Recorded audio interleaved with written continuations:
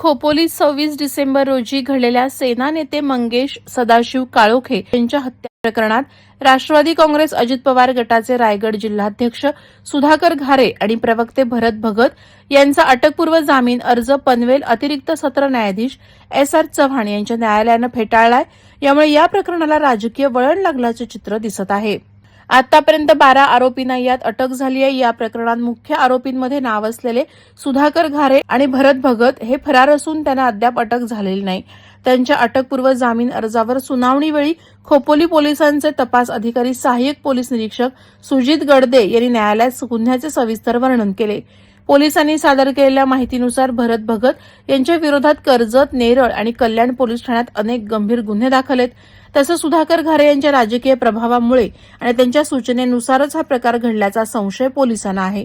तांत्रिक तपास आणि कॉल डिटेल रेकॉर्डमधूनही काही पुरावे समोर आलेत.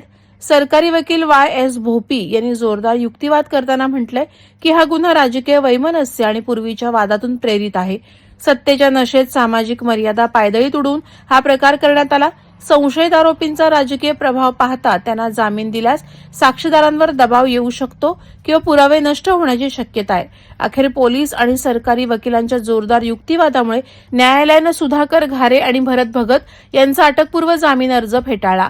दरम्यान खासदार सुनील तटकरे यांचे निकटवर्तीय म्हणून ओळखले जाणारे घारे आणि भगत यांच्यावर कारवाई न झाल्याने राजकीय दबावाचे आरोप होत आहेत. याबाबत पोलीस तपास सुरू असून या न्यायालयीन निर्णयामुळे या प्रकरणाला नवे वळण मिळाल्याचे बोलले जात आहे. वादळवारा लाईव्हसाठी न्यूज ब्युरो, पनवेल. नवी मुंबई व रायगड जिल्ह्यातील ताज्या बातम्या आणि घडामोडींसाठी सबस्क्राईब करा वादळवारा लाईव्ह चॅनल आणि दाबा बेल आयकॉन.